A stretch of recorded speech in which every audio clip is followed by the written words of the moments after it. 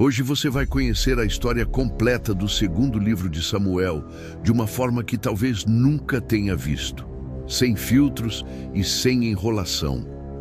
Fique até o final e tenho certeza que a história desse poderoso livro vai mudar algo na sua vida. Antes de mergulharmos nas páginas do segundo livro de Samuel, precisamos voltar nossos olhos para os momentos finais do primeiro livro. O primeiro livro de Samuel terminou com um cenário devastador. O rei Saul, o escolhido do povo, havia caído em desgraça diante de Deus e em sua última batalha contra os filisteus, encontrou a morte no Monte Gilboa. Junto a ele, seus filhos também foram mortos, incluindo Jonatas, o fiel amigo de Davi. Israel se vê agora sem rei, sem liderança e com o exército disperso. O povo está em luto e os filisteus tomam posse das cidades abandonadas. Enquanto isso, Davi, que havia sido ungido por Samuel anos antes, mas ainda não reinava oficialmente, permanece em Ziclag, na terra dos filisteus, aguardando o tempo de Deus. O trono de Israel está vazio e a promessa feita a Davi está prestes a se cumprir. Mas ela vem em meio à tragédia, à dor e à perda. O segundo livro de Samuel começa no limiar de uma nova era. Uma era de transição, onde Deus começa a levantar o homem segundo o seu coração para conduzir o seu povo. Mas antes da coroa, vem o luto. Antes da glória, vem o peso da responsabilidade e o fim de uma era que marcou Israel com glória e vergonha. Davi precisa lidar com as consequências de um reino destruído e com a dor da perda de seu melhor amigo. O sol ainda mal despontava no horizonte quando Davi, exilado em Ziclag, se levantou em silêncio. O campo estava calmo, mas o cheiro da fumaça da guerra ainda pairava no ar. 3 dias haviam se passado desde que os filisteus haviam enfrentado o exército de Israel nas montanhas de Gilboa. Davi aguardava notícias e temia o que ouviria. Na manhã do 3º dia, um homem se aproximou correndo. Sujo de poeira, com as roupas rasgadas e a cabeça coberta de cinzas, seus olhos carregavam pressa e pesar. Ao chegar diante de Davi, caiu prostrado em reverência. "De onde você vem?" perguntou Davi com o coração apertado. "Escapei do acampamento de Israel", respondeu o forasteiro, ainda ofegante. O ar pareceu parar por um momento. A dor e a dúvida tomaram conta do rosto de Davi. "Conta-me o que aconteceu", insistiu ele. O homem então relatou. O povo havia fugido da batalha, muitos haviam caído mortos, e entre eles estavam Saul e Jonatas. O golpe atingiu Davi como uma espada invisível, mas ele manteve o controle, como um rei que ainda precisava compreender tudo antes de reagir. "Como você sabe que Saul e Jonatas estão mortos?", pressionou ele. O mensageiro hesitou por um instante. Depois, contou que por acaso havia chegado ao Monte Gilboa e viu Saul ferido, apoiado em sua lança. Cercado pelos carros e cavaleiros inimigos, Saul teria lhe pedido para matá-lo, pois não queria cair nas mãos dos filisteus. "Eu sabia que ele não sobreviveria", disse o homem. "Então o matei e trouxe para ti sua coroa e bracelete." Davi estremeceu. Olhou para aqueles objetos, símbolos do trono de Israel, e sentiu o peso do momento. A coroa que ele tanto esperou agora vinha carregada de luto e sangue. Ele rasgou suas vestes em um gesto de dor profunda. Seus homens fizeram o mesmo. Choraram, jejuaram e se lamentaram até o entardecer.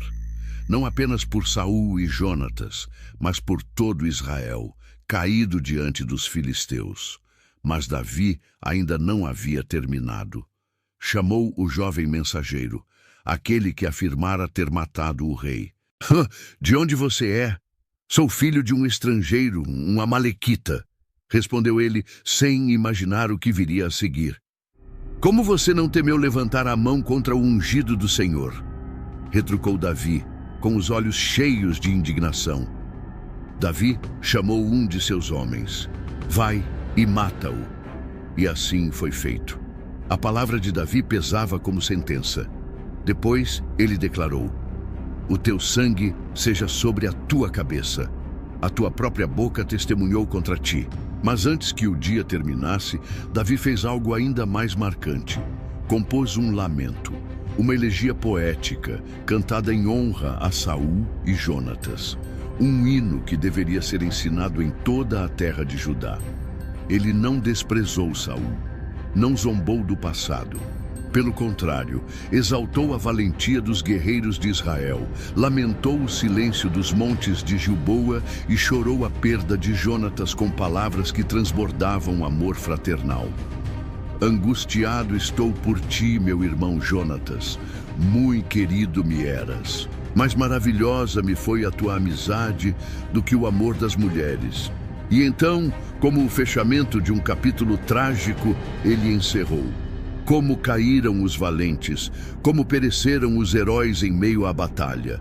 O trono ainda estava vazio, mas agora o tempo da promessa se aproximava.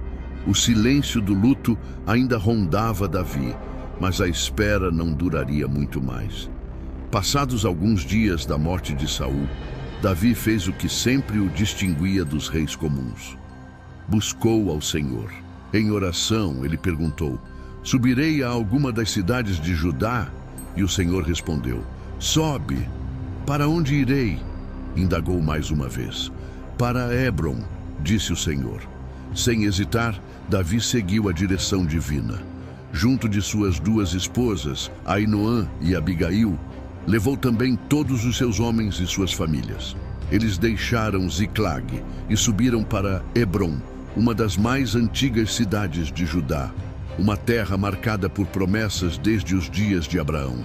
Ali, no meio do povo, sem cerimônias opulentas, sem coroas de ouro ou palácios grandiosos, os homens de Judá vieram até ele e o ungiram rei, não de todo Israel, ainda não, mas da tribo de Judá. A promessa começava a se cumprir, passo a passo. Davi, agora rei de Judá, demonstrou imediatamente o caráter que o tornaria lendário. Ao saber que foram os homens de Jabes-Gileade que haviam arriscado tudo para resgatar e sepultar o corpo de Saul com honra, ele enviou mensageiros a eles com palavras de bênção. Benditos sejam vocês por este ato de misericórdia. Que o Senhor lhes mostre bondade e fidelidade, e eu também lhes retribuirei este bem. Sejam fortes e valentes, pois Saul, vosso senhor, está morto, mas a casa de Judá me ungiu por rei sobre ela. Enquanto isso, em outro canto de Israel, a história tomava outro rumo. Abner, o comandante do exército de Saul, não estava disposto a entregar o trono a Davi. Leal à dinastia do falecido rei, ele tomou Isbosete, o filho sobrevivente de Saul, e o levou a Maanaim. Lá, o declarou rei sobre todo o restante de Israel: Gileade, Aser, Jezreel, Efraim, Benjamim e as demais tribos. O reino agora estava dividido. Davi reinava sobre Judá em Hebrom, e Isbosete governava sobre Israel em Maanaim. Durante 2 anos, Isbosete foi rei, mas Davi permaneceu 7 anos e meio em Hebrom, consolidando sua liderança com paciência e sabedoria. A tensão entre os dois reinos cresceu como brasas sob a cinza, até que o inevitável aconteceu. Abner, à frente dos homens de Isbosete, saiu de Maanaim e encontrou-se em Gibeão com Joabe, o comandante das tropas de Davi. O encontro parecia diplomático, mas o campo estava pronto para confronto. Ali, à beira do tanque de Gibeão, os dois exércitos se posicionaram frente a frente. Em um gesto carregado de tensão, Abner sugeriu: levantem-se alguns jovens e lutem diante de nós. 12 de cada lado avançaram, mas não foi uma luta justa ou prolongada. Cada um cravou a espada no adversário e todos caíram juntos. Por isso, aquele lugar foi chamado de Campo das Espadas. O sangue derramado ali foi só o começo. A batalha explodiu entre os soldados de Abner e os de Joabe. As forças de Davi prevaleceram, e Abner fugiu, sendo perseguido de perto por Asael, irmão de Joabe. Asael era rápido como uma gazela, e não desistia. Abner, tentando evitar o confronto, o alertou 2 vezes. Vira-te para a esquerda ou para a direita e agarra um dos jovens. Mas não me persiga! Asael não ouviu. Então Abner, com o cabo da lança, golpeou Asael e o matou.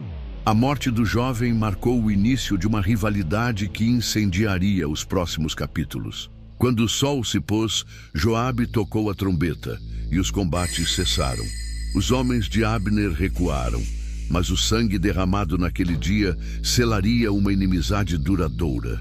O capítulo se fecha com perdas de ambos os lados. 19 dos homens de Davi morreram, além de Asael. Já os homens de Abner perderam 360.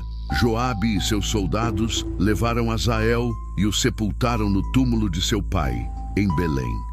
E então marcharam a noite toda, retornando a Hebrom. O tempo passou e o conflito entre as 2 casas de Israel se prolongou. A guerra entre a casa de Saul e a casa de Davi se tornava uma ferida aberta no coração da nação. Mas, enquanto a casa de Saul enfraquecia a cada dia, a de Davi se fortalecia como uma árvore regada pela promessa divina. Em Hebrom, Davi consolidava seu reinado e construía sua casa. Ali nasceram-lhe filhos de várias esposas: Aminon, Quileabe, Absalão, Adonias, Cefatias e Itreão. Cada um desses nomes traria capítulos de glória, tragédia e intrigas nos dias futuros. Enquanto isso, no norte, algo inesperado começava a se formar dentro da própria estrutura do reino de Isbosete. Abner, o comandante das tropas, ainda era o verdadeiro pilar da casa de Saul, mas sua lealdade começou a ruir diante de uma acusação. Isbosete, o rei de fachada, ousou confrontar Abner por ter se deitado com Rispa, uma concubina de seu pai Saul. Embora parecesse apenas uma questão de honra, o gesto de Abner foi interpretado como um sinal de ambição, um movimento político, talvez, para reivindicar o trono. Indignado, Abner respondeu com fúria: "Sou eu cabeça de cão de Judá? Até hoje tenho demonstrado lealdade à casa de teu pai, a teus irmãos e amigos, e não te entreguei a Davi. E agora vens discutir comigo por causa desta mulher?" A paciência de Abner havia terminado. Jurou que faria por Davi aquilo que o Senhor já havia prometido. Transferiria o reino da casa de Saul para a casa de Davi, desde Dan até Berseba. E assim, aquele que outrora sustentava o reinado de Isbosete tornou-se agora aliado do ungido de Deus. Abner enviou mensageiros a Davi, propondo uma aliança. "De quem é a terra? Faze aliança comigo, e a minha mão será contigo para trazer-te todo Israel." Davi aceitou, mas impôs uma condição: que Abner trouxesse consigo Mical, filha de Saul e primeira esposa de Davi, que lhe fora tirada à força. Era mais que um desejo pessoal. Era uma reivindicação legítima de seu direito ao trono e ao vínculo com a dinastia anterior. Isbosete cedeu, e Mical foi tirada de seu novo marido Paltiel, que a seguiu chorando até Baurim, até que Abner o mandou voltar. Então Abner partiu com um propósito claro: reunir os anciãos de Israel e os líderes de Benjamim, convencendo-os de que era hora de entregar o reino a Davi. Com palavras firmes, proclamou: "Há muito procurais tornar Davi rei. Agora é a hora." O Senhor disse: "Por meio de Davi, meu servo, salvarei o meu povo das mãos dos filisteus." Logo em seguida, Abner foi a Hebrom. Davi o recebeu com honra e o enviou em paz, confiando que a união do reino estava próxima. Mas a paz duraria pouco. Joabe, o comandante do exército de Davi, não estava presente quando Abner veio. Ao saber que ele fora recebido com cordialidade e saíra em paz, Joabe ficou furioso. Sua memória ainda estava ferida pela morte de seu irmão Asael, morto por Abner na batalha de Gibeão. Sem consultar Davi, Joabe armou sua própria vingança. Secretamente mandou mensageiros atrás de Abner, e este retornou a Hebrom, sem desconfiar de nada. Ali, à sombra das muralhas da cidade refúgio, onde a lei proibia vingança de sangue, Joabe o chamou de lado como quem deseja conversar em particular. Mas foi ali, naquele momento de falsa paz, que Joabe cravou sua adaga no ventre de Abner e o matou. Não por justiça, mas por vingança. Ao saber da morte de Abner, Davi ficou consternado. Publicamente lamentou a perda. Declarou-se inocente do sangue de Abner diante do Senhor e amaldiçoou a casa de Joabe, profetizando que jamais faltaria entre os seus quem tivesse fluxo, quem andasse de muletas ou caísse pela espada. Davi chorou, rasgou suas vestes, jejuou e ordenou que todo o povo fizesse o mesmo. Compôs um lamento fúnebre para Abner e o sepultou com honra em Hebrom. A nação viu e percebeu que Davi não havia participado daquela traição. O povo se agradou disso. Israel entendeu que o coração de Davi não era movido por sede de poder, mas por justiça e fidelidade. As sombras do medo se espalhavam rapidamente pelo reino de Isbosete, o frágil filho de Saul, que reinava sobre Israel apenas por influência de Abner, agora se via sozinho. Quando as notícias da morte de Abner chegaram até Maanaim, o coração de Isbosete desmoronou. O silêncio caiu sobre o povo, e todo Israel ficou aterrorizado. A única força que sustentava seu reinado havia sido arrancada com uma punhalada traiçoeira. A morte de Abner não só tirou de Isbosete o seu principal aliado, como também expôs a fragilidade de seu trono. E onde a liderança enfraquece, os oportunistas se aproximam. Entre os servos de Isbosete havia 2 capitães do exército, Baaná e Recabe, filhos de Rimom, um benjamita da cidade de Beerote. Eles não eram homens de honra, nem movidos por fidelidade ao rei. Eram lobos farejando carniça em um trono que cambaleava. Enquanto isso, em algum lugar escondido, vivia Mefibosete, filho de Jonatas, neto de Saul. Tinha apenas 5 anos quando as notícias da morte de seu pai e avô chegaram. Ao tentar fugir com sua ama, o menino caiu e ficou aleijado dos pés. Um detalhe que parecia pequeno, mas que o tornaria uma peça silenciosa e decisiva nos capítulos futuros da história de Israel. De volta a Maanaim, os irmãos Baaná e Recabe tramavam nas sombras. Aproveitando o calor do meio-dia, quando o rei costumava repousar, eles entraram na casa como se fossem fazer uma visita comum. Isbosete, deitado em sua cama, não percebeu o perigo. Sem resistência, foi assassinado em seu próprio quarto. Uma morte silenciosa, covarde, longe dos campos de batalha. Com frieza, os 2 irmãos decapitaram o rei e fugiram levando a cabeça consigo, cruzando a noite e o deserto até chegarem a Hebrom. Eles pensavam que estavam prestes a receber uma recompensa. Pensavam que Davi se alegraria com a morte do último herdeiro do trono de Saul. Então, apresentaram a cabeça de Isbosete diante do rei com arrogância. Eis aqui a cabeça de Isbosete, filho de Saul, teu inimigo, que procurava tirar-te a vida. Hoje o Senhor vingou o meu senhor, o rei de Saul e de sua descendência. Mas Davi, uma vez mais, demonstrou que sua justiça não era como a dos homens. Seus olhos ardiam de indignação, e sua resposta veio como um trovão. Tão certo como vive o Senhor, que me livrou de toda a adversidade, quando alguém me trouxe a notícia da morte de Saul, pensando que me traria boas novas, eu o agarrei e o matei. E ele era apenas um mensageiro. O silêncio caiu no salão. E então Davi continuou. E agora, homens perversos mataram um homem justo em sua própria casa, sobre sua cama. Não requereria eu agora o sangue de vocês por suas mãos? Davi deu ordem imediata. Seus soldados executaram os 2 traidores. Depois, mandou que seus corpos fossem pendurados perto do tanque de Hebrom, como sinal público de condenação. A cabeça de Isbosete, no entanto, foi sepultada com respeito no túmulo de Abner, em Hebrom. Depois de anos de espera, guerras internas e perdas dolorosas, chegou o momento tão esperado. As tribos de Israel, uma a uma, foram até Hebrom, onde Davi ainda reinava apenas sobre Judá.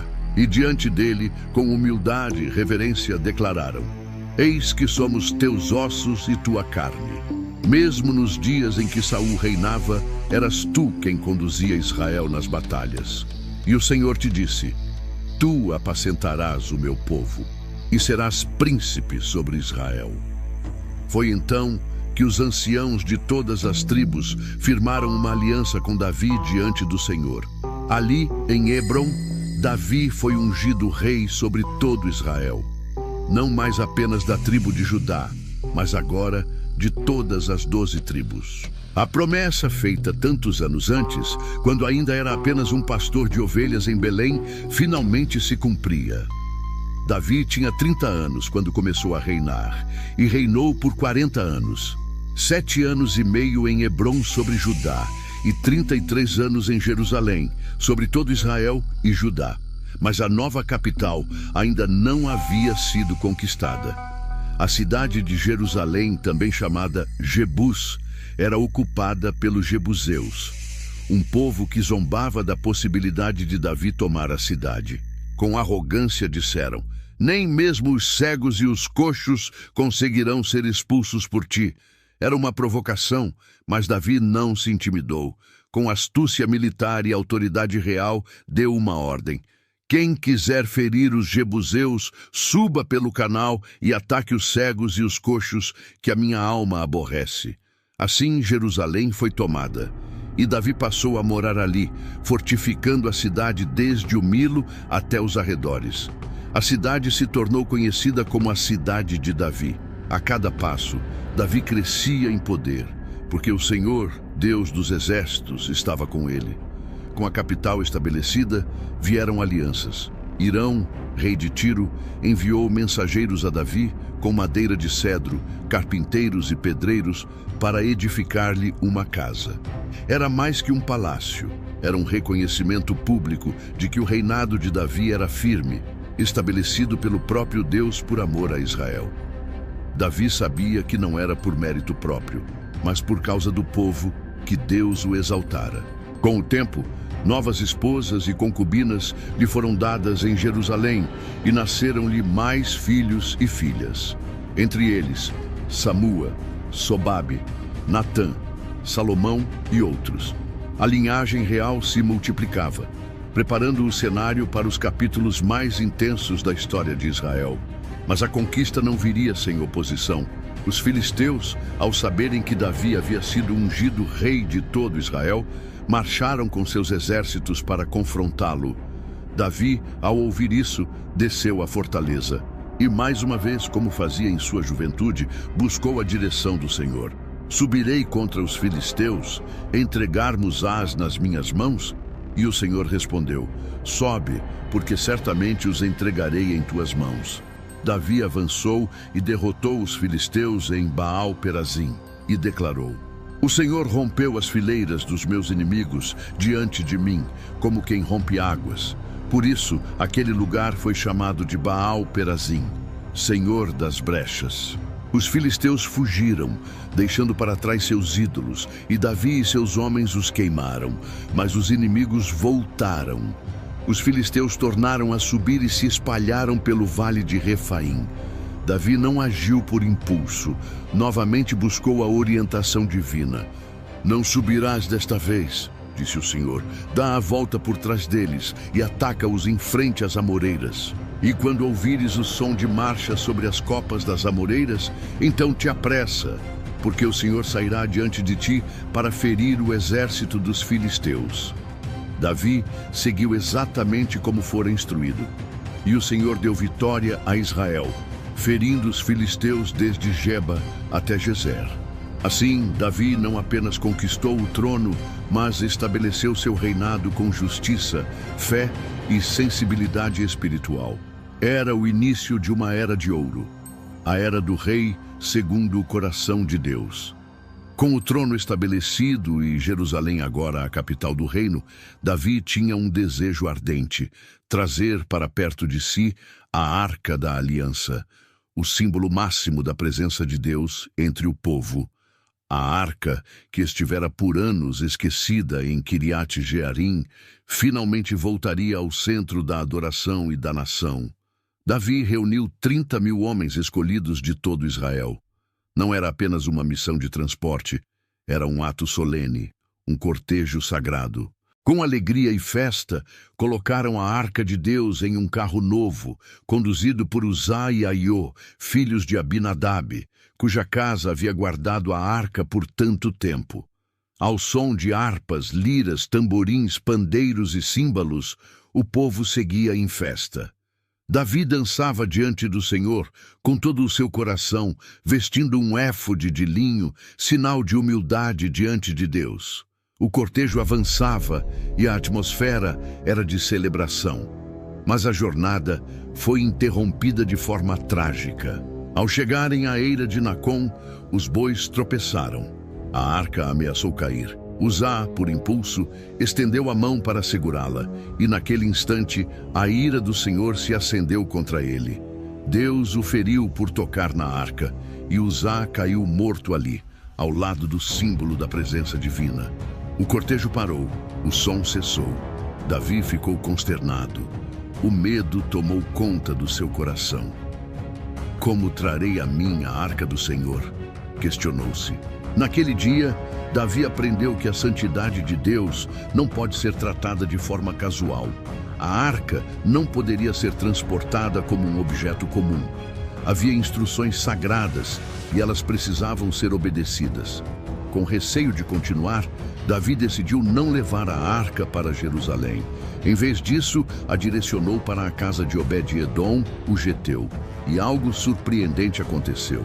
Durante os 3 meses em que a arca permaneceu ali, o Senhor abençoou abundantemente a casa de Obed-Edom e tudo o que lhe pertencia. A notícia chegou até Davi e reacendeu seu desejo, agora com reverência e temor.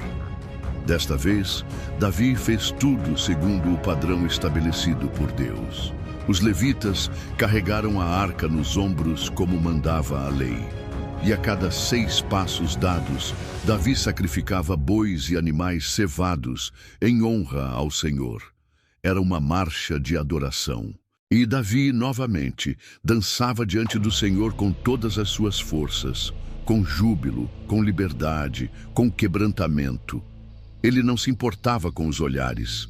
Sua alma estava diante do Rei dos Reis. Mas havia quem não compreendesse. Mical, filha de Saul e esposa de Davi, observava tudo da janela do palácio. Ao ver Davi dançando com tanta intensidade, despojado de sua dignidade real, o desprezou em seu coração. Quando Davi voltou para abençoar sua casa, Mical o confrontou com ironia. Que belo se mostrou hoje o rei de Israel, descobrindo-se diante das servas como um homem qualquer. Mas Davi respondeu com firmeza: foi diante do Senhor que dancei. Foi Ele quem me escolheu, em lugar de teu pai e de toda a sua casa, para me constituir príncipe sobre Israel, e diante dele ainda dançarei mais. E completou: serei ainda mais desprezível aos teus olhos, mas serei honrado pelas servas de quem falaste. O texto, então, encerra com um detalhe solene. Mical, filha de Saul, não teve filhos até o dia de sua morte. E assim, Jerusalém não apenas recebeu a arca do Senhor, mas se tornou o novo centro da adoração em Israel, marcada por alegria, reverência, sacrifício e santidade. O Deus de Israel havia voltado a habitar entre o seu povo, e Davi, o rei adorador, se tornava símbolo de um coração que busca agradar a Deus acima de tudo. O tempo da guerra havia dado lugar ao tempo da paz. Davi já morava em seu palácio em Jerusalém. O Senhor lhe concedera descanso de todos os seus inimigos ao redor. E naquele clima de estabilidade, algo profundo começou a queimar no coração do rei. Davi olhou para o esplendor de sua casa, feita de cedro, construída com a ajuda de Hirão, rei de Tiro, e então, com humildade e inquietação, desabafou com o profeta Natã. Vê, moro eu em casa de cedro, e a arca de Deus se acha numa tenda. Era um clamor silencioso. Um rei que se sentia desconfortável em habitar em palácio, enquanto a presença de Deus permanecia em uma tenda. Natã, ao ouvir isso, respondeu prontamente: vai e faze tudo quanto está no teu coração, porque o Senhor é contigo. Mas naquela mesma noite, o Senhor falou com Natã, e o que ele revelou ao profeta mudaria não só os planos de Davi, mas o curso da história de Israel e da humanidade. Vai e dize ao meu servo Davi: assim diz o Senhor, edificar-me-ás tu casa para minha habitação? Deus recordou tudo o que havia feito. Lembrou que nunca habitara em casa alguma, desde os dias em que tirou Israel do Egito. Sempre andara em tendas e tabernáculos, e jamais pedira a algum juiz ou líder que lhe construísse uma casa de cedro. Então veio a promessa, não como repreensão, mas como resposta a um coração quebrantado. Eu te tirei das pastagens, de detrás das ovelhas, para que fosses príncipe sobre o meu povo. Estive contigo por onde quer que foste, dei-te descanso de todos os teus inimigos. E agora farei para ti um nome grande, como o dos grandes da terra. Deus prometeu estabelecer um lugar seguro para Israel, um povo que não mais seria perturbado. Então, o ponto mais alto da revelação foi proclamado: quando teus dias se cumprirem e descansares com teus pais, suscitarei depois de ti a tua descendência e estabelecerei o seu reino. Este edificará uma casa ao meu nome, e eu firmarei para sempre o trono do seu reino. Uma promessa messiânica nasceu ali. Deus falava de Salomão, o filho que construiria o templo, mas também falava de um reino eterno, de um trono que jamais teria fim. Davi, o pastor que virou rei, agora ouvia da boca do Eterno que sua linhagem daria origem ao Rei dos Reis. Eu serei seu pai, e ele será meu filho. E a tua casa e o teu reino serão firmados para sempre diante de mim. O teu trono será estabelecido para sempre. Natã levou todas essas palavras a Davi, não apenas como profeta, mas como mensageiro de uma aliança eterna. Davi, então, entrou no tabernáculo, sentou-se diante do Senhor, não com palavras de um rei, mas com a alma de um servo. Quem sou eu, Senhor Deus? E qual é a minha casa para que me tenhas trazido até aqui? Davi reconheceu sua pequenez diante da grandiosidade da promessa. Ele não reivindicou méritos, apenas se rendeu ao favor divino. Tu és grande, ó Senhor Deus, porque não há ninguém como tu, nem há Deus além de ti. E agora, Senhor Deus, confirma para sempre a palavra que falaste sobre teu servo e sobre sua casa. Ele orou para que o nome de Deus fosse engrandecido para sempre, e pediu que sua casa permanecesse firme, não por sua vontade, mas porque o Senhor a prometera. O tempo passou, e a promessa de Deus sobre a casa de Davi não ficou apenas nas palavras. O Senhor era com ele, e isso se refletia em cada fronteira conquistada, em cada inimigo subjugado, em cada ato de justiça sobre o povo de Israel. Davi começou a consolidar o reino, não apenas espiritualmente, mas também militarmente. E o capítulo 8 abre como uma marcha triunfante da justiça divina. Primeiro, ele derrotou os filisteus, velhos inimigos de Israel desde os dias de Sansão e Saul. Davi os humilhou e tomou de suas mãos a cidade de Mefagá, retomando o controle de uma rota estratégica para o reino. Depois, avançou contra os moabitas. Eles foram derrotados de forma completa. Davi os mediu com cordas, estabelecendo limites entre os que seriam poupados e os que seriam executados. Era duro, mas justo em tempos de guerra. Os sobreviventes tornaram-se servos e pagavam tributo a Israel, e o avanço não parava. Davi marchou até o norte e derrotou Hadadezer, rei de Zobá. enquanto este tentava restaurar seu domínio junto ao rio Eufrates. O rei de Zobá era poderoso, mas sua força não podia resistir ao braço de Davi, sustentado pela mão de Deus. Davi tomou 1.700 cavaleiros e 20.000 soldados de infantaria, mas não estava interessado em multiplicar para si glória humana. Ele mandou cortar os tendões dos cavalos, poupando apenas 100 deles, mostrando que sua confiança não estava nos carros de guerra, mas no Senhor dos Exércitos. Quando os sírios de Damasco vieram em socorro de Hadadezer, Davi os derrotou também. Matou 22.000 homens e, em lugar de destruição contínua, estabeleceu guarnições em toda a Síria. Os sírios também se tornaram seus servos e pagaram tributo. Então, vem a frase que resume toda essa jornada de conquistas. O Senhor dava vitórias a Davi por onde quer que ia. Não era sobre táticas, espadas ou números. Era sobre uma aliança. Davi era instrumento da justiça de Deus, e o reino se expandia não para sua glória, mas para cumprir o propósito divino sobre Israel. Davi trouxe os escudos de ouro dos servos de Hadadezer e os levou para Jerusalém.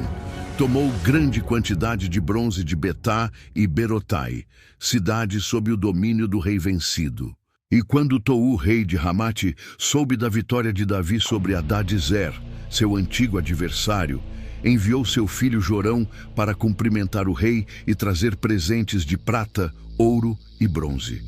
Davi consagrou tudo ao Senhor. O ouro não encheu os cofres pessoais do rei. Os despojos não o corromperam. Tudo foi separado para Deus, juntamente com os bens tomados de outros povos que ele subjugara: Edomitas, Moabitas, Amonitas, Filisteus, Amalequitas, todos vencidos com justiça. Davi ficou ainda mais conhecido. Seu nome ecoava pelas nações, temido pelos inimigos, honrado pelos aliados.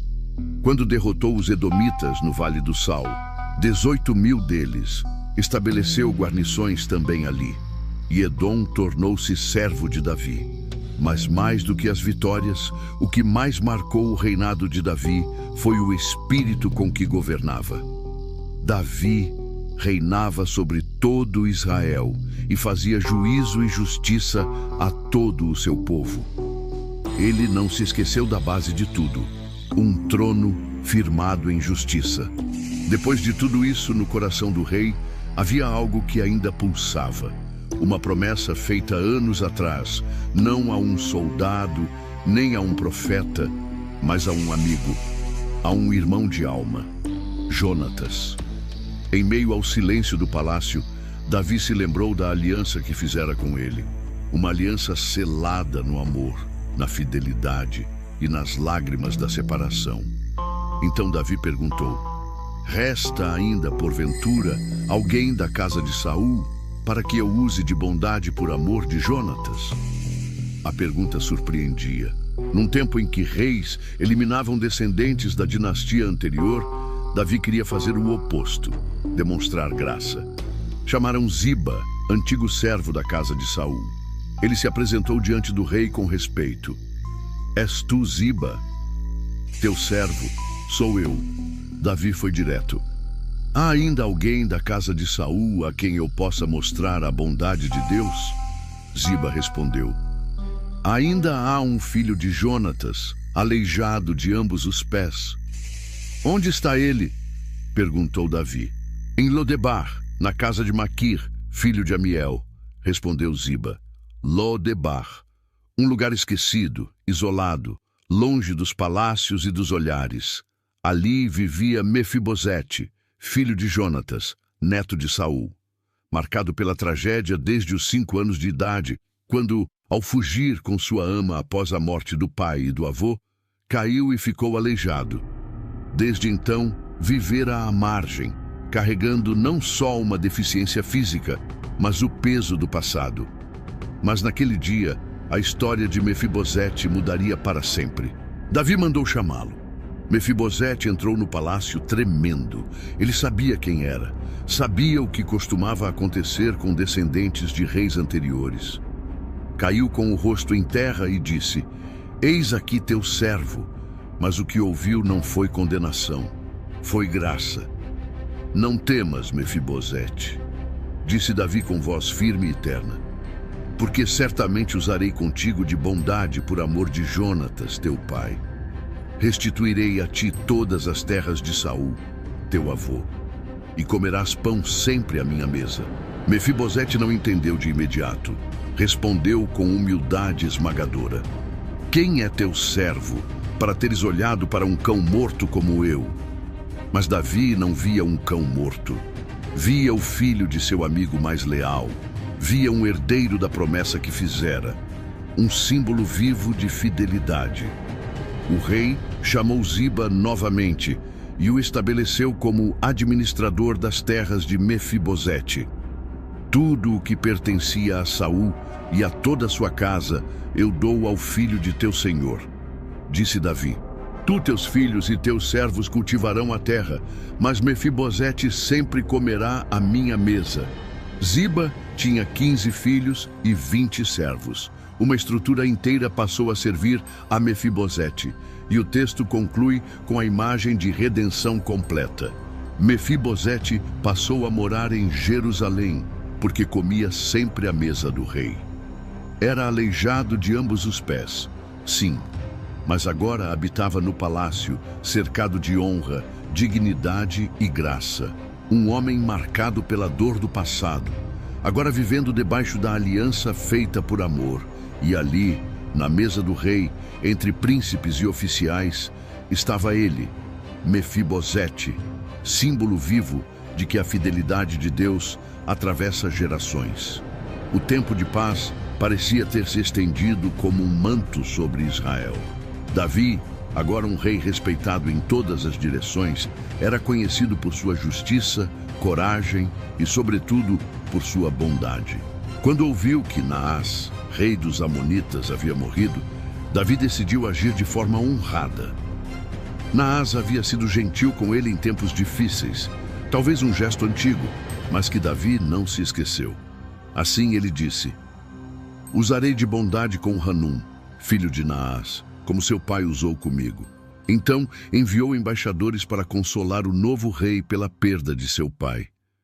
Um gesto de paz, um ato de compaixão. Mas o coração dos amonitas era desconfiado, orgulhoso, cego. Quando os conselheiros de Hanum viram os homens de Davi chegando, lançaram sobre eles a semente da paranoia. Achas que Davi está honrando teu pai com esses enviados? Não vieram antes para espionar, reconhecer a cidade e subvertê-la? As palavras ecoaram como veneno. Hanum, inseguro e imprudente, acreditou. Em um gesto cruel e humilhante, mandou rapar metade da barba dos homens de Davi e cortar suas roupas até a altura das nádegas, expondo-os publicamente como se fossem prisioneiros desprezíveis. Foi um insulto, não apenas aos embaixadores, mas ao próprio rei de Israel. A barba, na cultura oriental, era símbolo de honra. Raspar metade dela era uma afronta direta à dignidade e à identidade daqueles homens. Ao saber disso, Davi se encheu de indignação, mas não depressa. Ele os mandou esperar em Jericó até que suas barbas crescessem novamente. Davi não reagiria por impulso. Ele esperaria a justiça do tempo certo. Mas os amonitas, ao perceberem que haviam provocado a ira de Davi, tentaram se proteger com força militar. Alugaram 20.000 soldados sírios de Bet-Reob e Zobá, 1.000 homens de Maacá e 12.000 de Tobi. Reuniram um exército poderoso, comprando aliados para enfrentar aquele que desejava apenas a paz. Davi respondeu. Mandou Joabe, o comandante do seu exército, com seus guerreiros mais valentes. Quando Joabe viu o cenário, percebeu que o exército estava cercado, os sírios de um lado, os amonitas do outro. Era uma emboscada em campo aberto. Então ele agiu com sabedoria militar. Dividiu seu exército, colocou o melhor dos homens sob seu comando para enfrentar os sírios e entregou o restante a seu irmão Abisai para enfrentar os amonitas. Joabe então disse a seu irmão: Se os sírios forem mais fortes que eu, virás em meu socorro. E se os amonitas forem mais fortes que ti, eu irei te ajudar. Sê forte, e nos esforcemos por nosso povo e pelas cidades do nosso Deus. E o Senhor faça o que bem lhe parecer.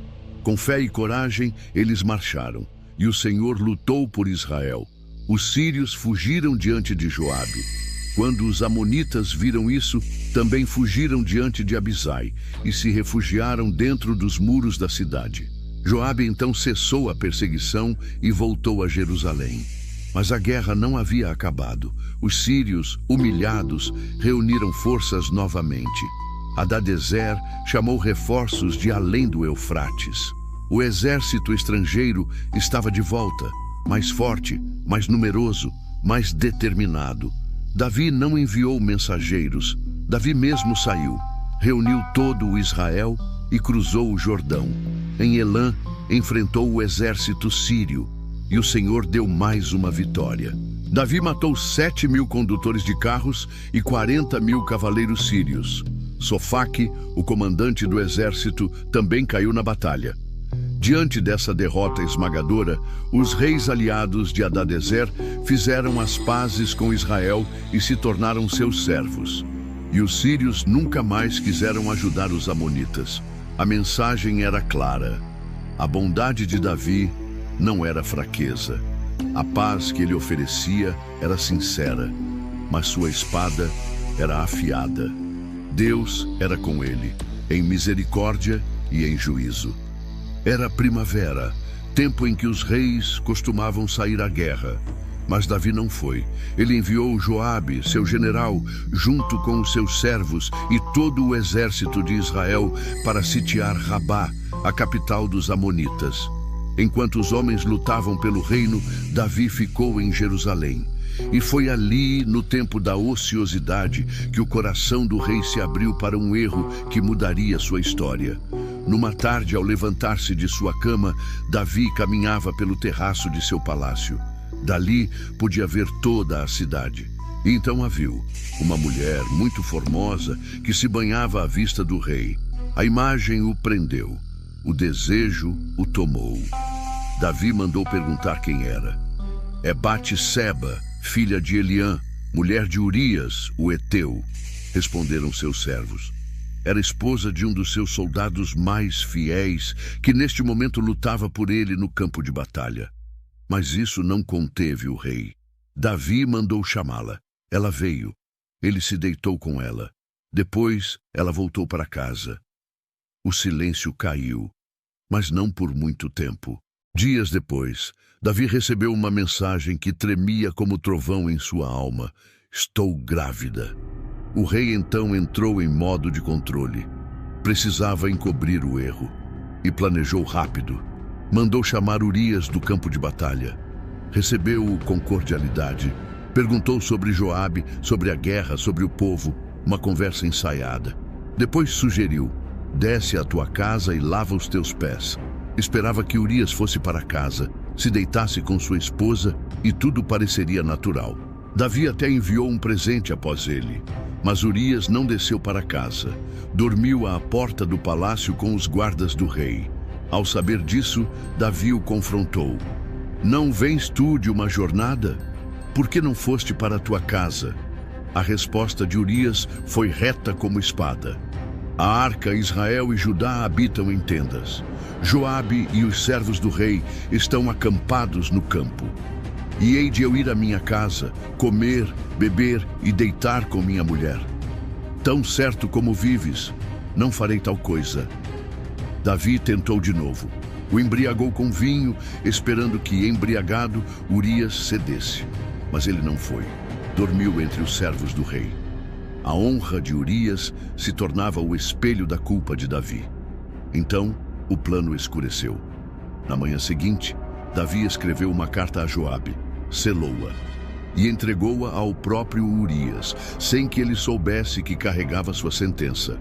Na carta, ordenava: põe Urias na linha de frente, no lugar mais perigoso da batalha, e depois retirai-vos dele, para que seja ferido e morra. Joabe obedeceu. Colocou Urias onde os inimigos eram mais fortes. Quando o combate apertou, Urias caiu, junto com outros soldados de Israel. Um sacrifício silencioso para encobrir o pecado de um rei. Joabe enviou um mensageiro a Davi com as más notícias da batalha. Instruído, o mensageiro contou como os soldados se aproximaram demais da muralha, como os arqueiros mataram alguns e como Urias, o heteu, também estava entre os mortos. A resposta de Davi foi fria.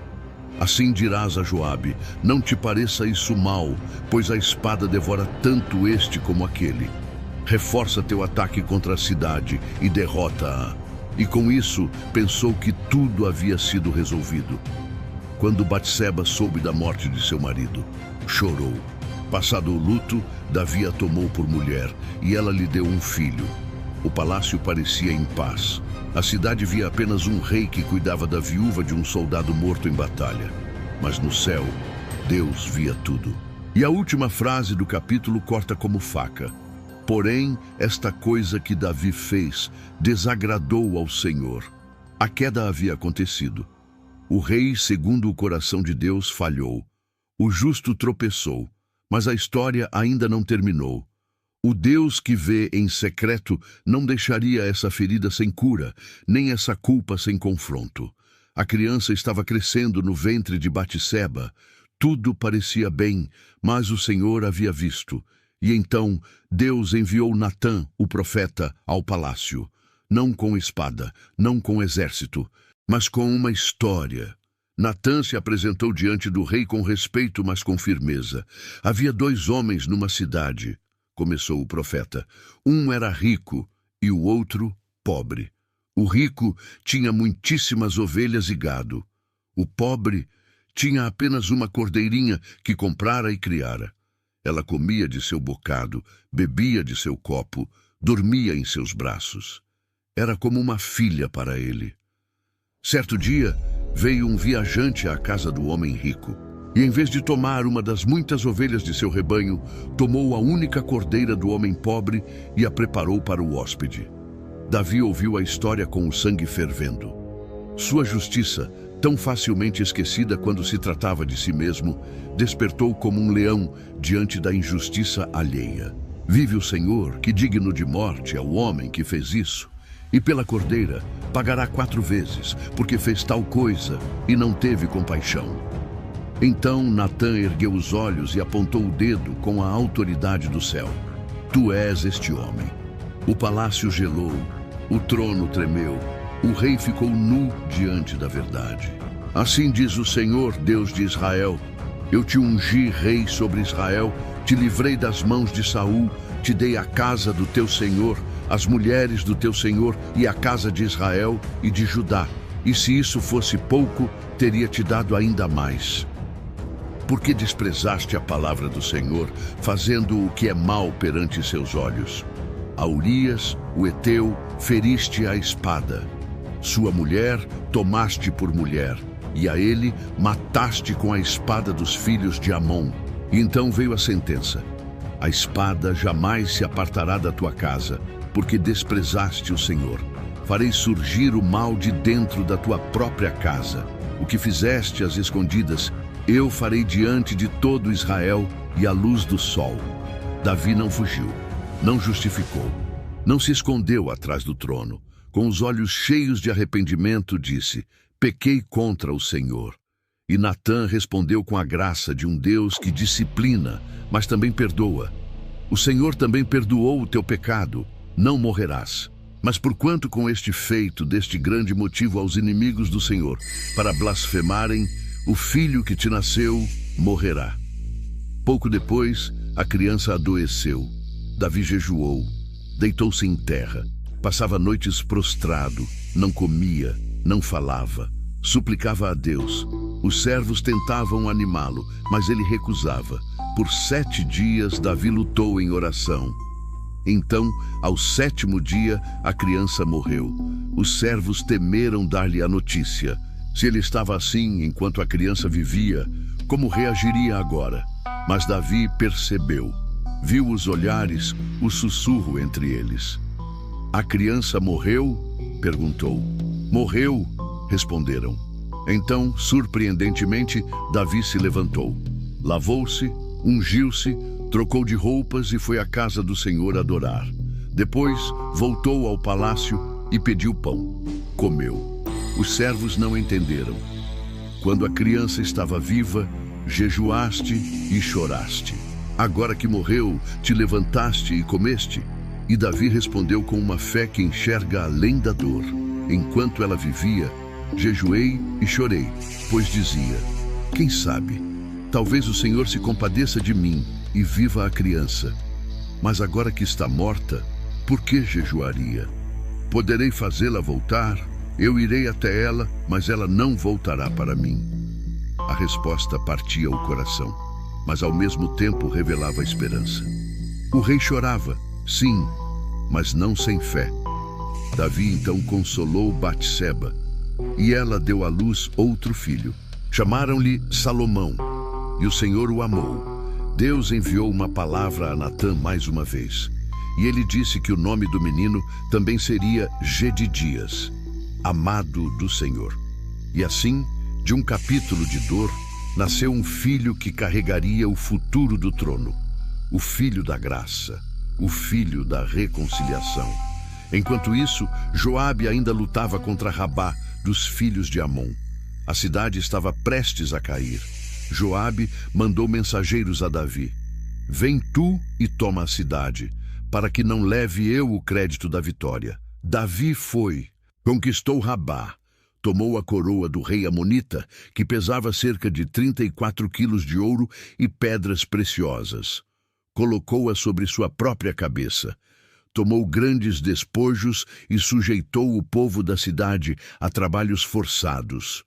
O tempo havia passado, mas a profecia de Natã ecoava como um trovão adormecido. A espada jamais se apartará da tua casa. E ela começou a cortar onde mais doía, na família. Davi tinha muitos filhos, frutos de várias mulheres. Entre eles, Amnon, seu primogênito, herdeiro natural do trono. E havia também Tamar, jovem, bela e pura, filha de Davi com outra esposa. Embora fossem meio-irmãos, Amnon foi dominado por uma obsessão sombria por ela. O desejo de Amnon por Tamar crescia a cada dia, até se tornar doença. Ele não a amava, ele a cobiçava. Ela era virgem, intocável, e isso tornava seu desejo ainda mais perverso. Mas Amnon não estava sozinho. Seu primo, Jonadab, homem sagaz e manipulador, percebeu o estado do príncipe. Por que estás abatido, ó filho do rei, dia após dia? Não me contarás? Amnon revelou o que guardava no coração. Jonadab então bolou um plano frio. Deita-te na tua cama e finge estar doente. Quando teu pai vier te visitar, pede que Tamar venha fazer bolos à tua vista, para que comas da sua mão. Amnon seguiu o plano. Fingiu enfermidade. Davi, preocupado, foi vê-lo. O primogênito pediu que Tamar venha fazer 2 bolos à minha vista e os prepare para que eu coma da sua mão. O rei, sem desconfiar, mandou Tamar à casa de Amnon. Ela foi com inocência, preparou os bolos com as próprias mãos, assou-os, levou-os ao irmão, mas ele recusou comer em público. Saiam todos da sala, ordenou Amnon. E quando estavam a sós, ele disse: traze os bolos à minha cama. Tamar, obediente, se aproximou. E então o horror se revelou. Amnon agarrou-a e disse: vem, deita-te comigo, irmã minha. Ela tentou impedi-lo. Não, meu irmão, não me forces. Tal coisa não se faz em Israel. Não cometas tal loucura. Aonde iria eu com a minha vergonha? E tu serias como um dos loucos de Israel. Fala com o rei, ele não me negará a ti. Mas Amnon não quis ouvir, e sendo mais forte, a forçou e se deitou com ela. E logo após o ato, o amor doentio virou ódio ainda mais intenso. Levanta-te, vai-te embora, gritou ele. Tamar em lágrimas implorou. Mandar-me embora agora é maior mal do que o que já fizeste comigo. Mas ele não ouviu. Chamou um servo e ordenou que a expulsasse e trancasse a porta atrás dela. Tamar saiu vestida com uma túnica talar, roupa típica das filhas virgens do rei. Rasgou sua túnica, pôs cinza sobre a cabeça e andava chorando com as mãos sobre a cabeça. Ela correu para a casa de seu irmão Absalão, que logo entendeu o que havia acontecido. Esteve contigo Amnon, teu irmão? Agora cala-te, minha irmã. Ele é teu irmão. Não se angustie o teu coração por isso. Mas Absalão não esqueceu. Guardou o silêncio, mas em seu coração nascia o desejo de vingança. Tamar, desonrada, permaneceu desolada na casa de Absalão. Quando o rei Davi soube de tudo, ficou irado, mas não fez nada. Talvez por medo, talvez por culpa, talvez por ser o pai tanto do agressor quanto da vítima. Mas sua omissão foi como sal em uma ferida aberta. 2 anos se passaram. O silêncio parecia enterrar o escândalo. Mas Absalão aguardava seu momento. Era tempo de tosquia, um evento de festa e celebração. Absalão convidou todos os filhos do rei, inclusive Amnon. Davi hesitou em ir, mas permitiu que os príncipes fossem. Absalão então deu uma ordem aos seus servos: quando o coração de Amnon estiver alegre com o vinho e eu disser, feri Amnon, então o matareis. Não temais, pois sou eu quem ordena. Na festa, Amnon bebia sem suspeitar, e no momento certo, os servos de Absalão o mataram.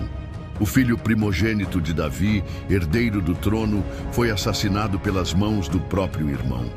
Os outros filhos fugiram em pânico. A notícia chegou a Davi distorcida.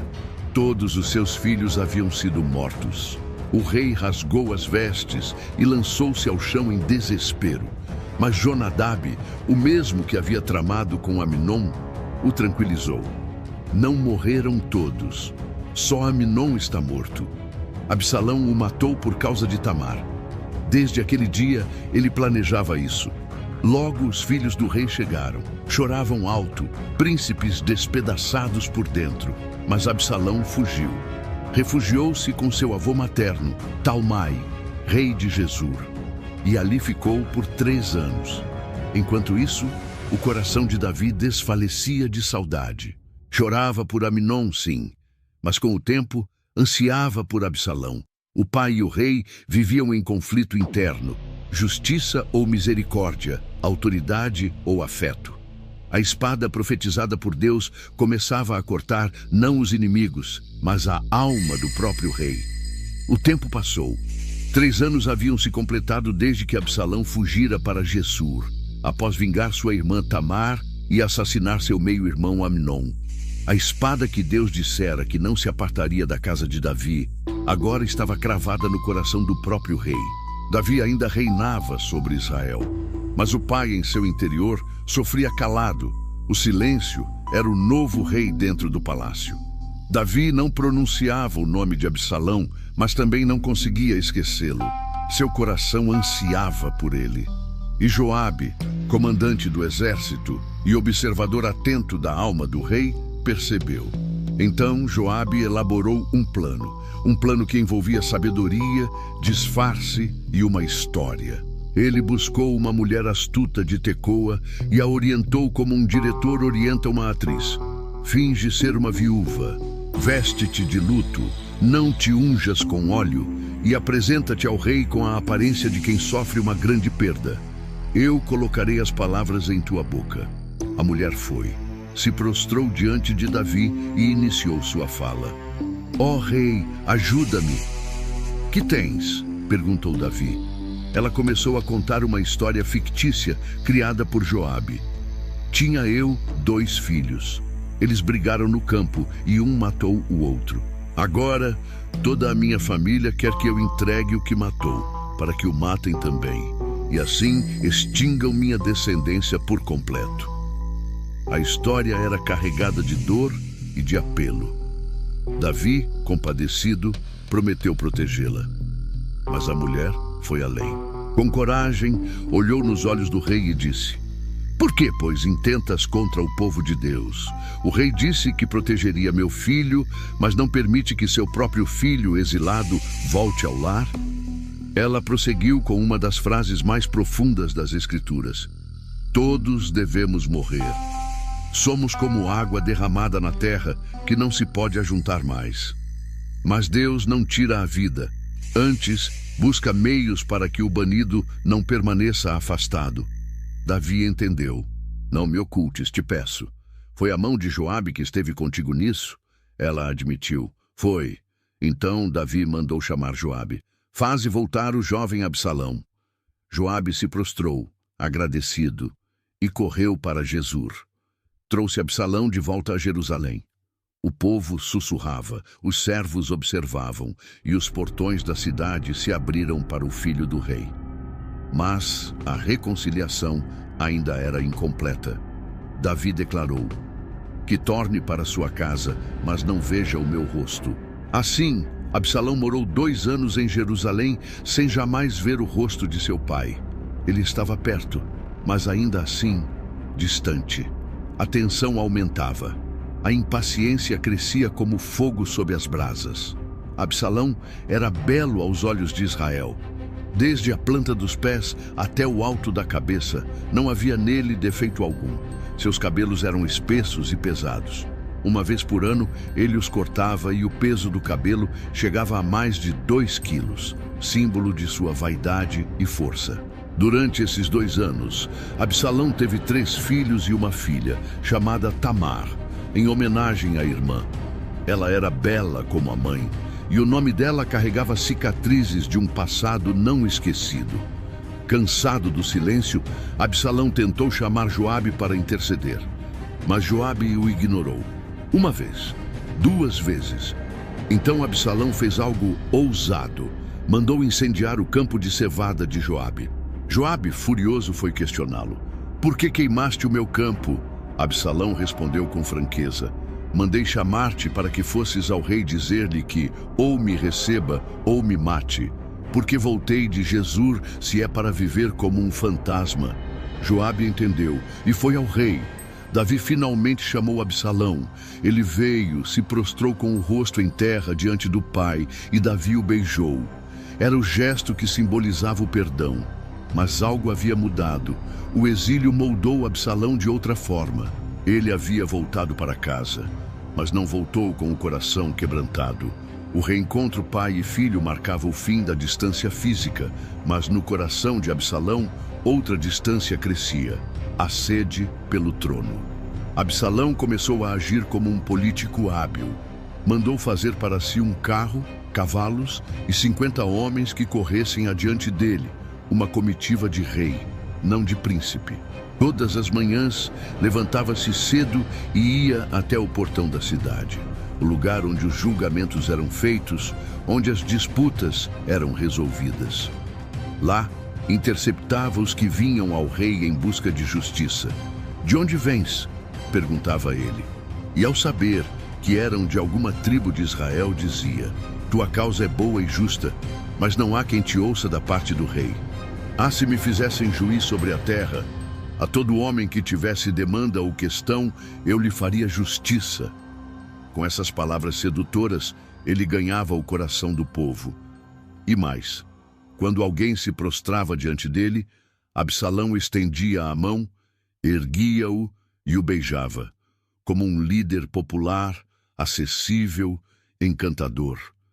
Por 4 anos, ele cultivou o afeto das tribos, como quem planta sementes num campo que um dia será seu. E o campo era o coração de Israel.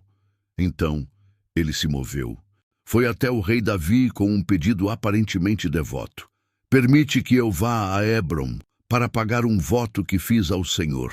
Quando estava em Jesur, prometi: se o Senhor me fizer voltar a Jerusalém, servirei ao Senhor. O rei, sem suspeitar, respondeu: vai em paz. Mas não era a Deus que Absalão serviria, era a si mesmo. Absalão foi a Hebrom, a mesma cidade onde Davi havia sido ungido rei. Lá, ele enviou mensageiros secretos por todas as tribos de Israel, dizendo: Quando ouvirdes o som da trombeta, direis: Absalão reina em Hebrom. Ao mesmo tempo, convidou 200 homens de Jerusalém para irem com ele, homens inocentes que nada sabiam da conspiração. Mas o plano ia além.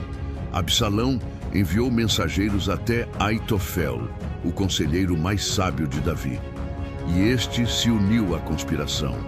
Aitofel era de Giló, e com ele a trama ganhava credibilidade e astúcia.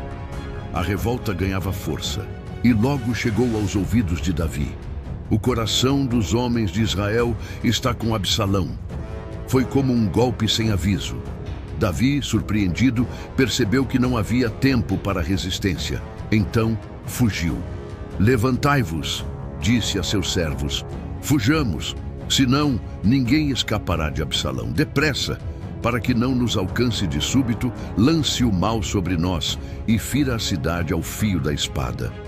Os servos responderam: Eis aqui teus servos, para tudo quanto determinar o rei. E o cortejo real partiu. Davi deixou Jerusalém chorando, descalço, com o rosto coberto. Era um rei em fuga de seu próprio filho. A cidade inteira chorava enquanto ele passava. Apenas 10 concubinas foram deixadas para guardar o palácio. O exílio se repetia, como nos tempos de Saul, mas agora era Davi quem fugia. Enquanto subia o Monte das Oliveiras, chorando, encontrou-se com Zadok e os levitas, que traziam a Arca da Aliança. Mas Davi disse: Levai de volta a Arca de Deus para a cidade. Se eu achar graça aos olhos do Senhor, ele me fará voltar para ver a Arca e sua habitação. Se porém disser: Não tenho prazer em ti, eis-me aqui, faça de mim como bem lhe parecer. Foi a rendição de um homem quebrantado. Davi confiava que Deus era justo, mesmo em meio ao caos. Zadok e Abiatar voltaram para Jerusalém com a arca, e seus filhos, Ahimaás e Jonatas, serviriam como informantes secretos de Davi. Ao chegar ao topo do monte, Davi foi informado de que Aitofel estava com Absalão. Isso o feriu mais que uma espada. Aitofel não era apenas conselheiro, era amigo. Então Davi orou: Ah, Senhor, transforma em loucura o conselho de Aitofel. Logo em seguida, apareceu Husai, o arquita, outro fiel amigo. Vinha com roupas rasgadas e terra sobre a cabeça. Mas Davi disse: Se vieres comigo, serás um peso. Mas volta para Jerusalém e diz a Absalão: Eu serei teu servo. E desfaz o conselho de Aitofel. Era a contra-espionagem. Husai seria os ouvidos e a resistência dentro da corte do usurpador. Enquanto isso, Davi continuava sua jornada. Um rei sem trono, com a alma partida, mas com a fé inabalável. O sol ainda nem havia se erguido por completo quando Davi retomou a jornada da fuga. Logo no caminho, apareceu Ziba, o servo de Mefibosete, trazendo 2 jumentos carregados com pão, passas, frutas e vinho. Davi, cansado e faminto, perguntou: Para que tudo isso? Os jumentos são para a casa do rei montar, respondeu Ziba. O pão e as frutas são para os jovens comerem e o vinho para os que se cansarem no deserto. Davi então perguntou: Onde está Mefibosete, o filho de Jonatas? A resposta foi como uma punhalada inesperada. Ele ficou em Jerusalém, disse Ziba, pois disse: Hoje a casa de Israel me restituirá o reino de meu pai. Era uma acusação grave, como se Mefibosete estivesse traindo a aliança que Davi fizera com Jonatas. Sem investigação, movido talvez pela dor, Davi respondeu: Tudo o que era de Mefibosete é teu. Eu me prostro, disse Ziba. Ache eu graça diante de ti, ó rei. Ziba foi embora, e a semente da dúvida sobre Mefibosete ficou plantada, mas a maior humilhação ainda viria. Ao chegar a Baurim, Davi e sua comitiva foram surpreendidos por um homem furioso, Simei, da família de Saul. Ele saiu correndo, amaldiçoando Davi aos gritos, atirando pedras contra o rei, seus servos, seus guardas, seus valentes. Gritava: fora, fora, homem de sangue, homem maligno, o Senhor fez cair sobre ti o sangue da casa de Saul, em cujo lugar reinaste. Agora o Senhor entregou o reino nas mãos de Absalão, teu filho. Estás colhendo o que plantaste. O som das maldições ecoava pelo vale, acompanhado de pedras e pó. Abisai, filho de Zeruia, não aguentou. Por que este cão morto amaldiçoaria o rei? Deixa-me passar e cortar-lhe a cabeça. Mas Davi, humilhado, cansado e quebrantado, respondeu: deixa-o. Se amaldiçoa, é porque o Senhor lhe disse: amaldiçoa a Davi. Quem, pois, ousará dizer: por que fazes assim? E continuou: talvez o Senhor veja a minha aflição e me pague com bem a maldição deste dia. E seguiram o caminho. Davi chorava. Simei continuava gritando, atirando pedras, e Davi, em silêncio, subia a encosta do monte, não como um rei destemido, mas como um servo quebrantado. Enquanto isso, em Jerusalém, Absalão entrava triunfante. Husai, o arquita, fiel a Davi, foi ao encontro dele. Viva o rei! Viva o rei! Absalão olhou desconfiado. É esta tua lealdade para com teu amigo? Por que não foste com ele? Mas Husai respondeu com astúcia: a quem o Senhor, este povo e todos os homens de Israel escolheram, a ele eu servirei. Como servi a teu pai, assim servirei a ti. Era a face da lealdade disfarçada. Husai entrava na corte de Absalão como espião. Então veio o momento mais sombrio. Aitofel, conselheiro de Davi, agora aliado de Absalão, deu um conselho perverso. Deita-te com as concubinas de teu pai, que ele deixou para guardar a casa. Assim, todo Israel saberá que te fizeste odioso a teu pai, e se fortalecerão as mãos dos que estão contigo. Absalão seguiu o conselho. Mandaram montar uma tenda no terraço do palácio, e ali, à vista de todo Israel, Absalão deitou-se com as concubinas de seu pai. Era a profecia de Natã se cumprindo. O que fizeste em oculto, eu farei diante de todo Israel e à luz do sol.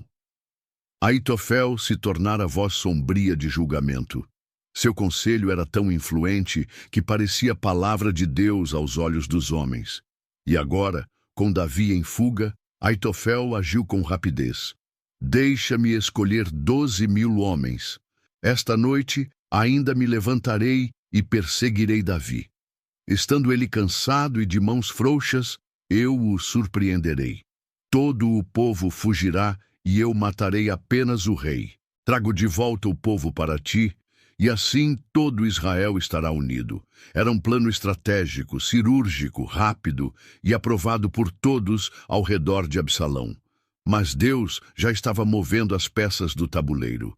Absalão, inseguro, quis ouvir uma segunda opinião.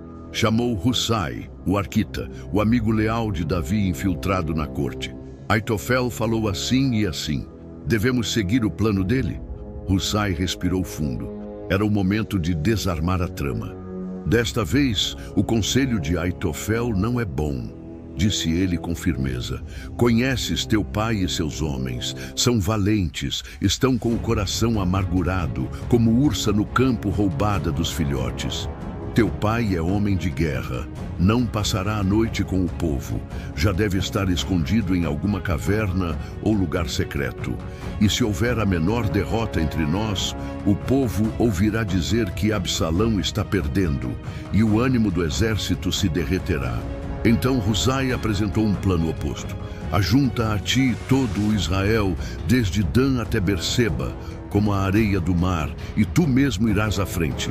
Atacaremos Davi quando estiver exausto e cairemos sobre ele como orvalho sobre o chão. Não escapará nem ele, nem nenhum dos seus. Era um plano demorado, espalhado, grandioso e estratégico para dar tempo a Davi. E Deus inclinou o coração de Absalão para ouvir Husai.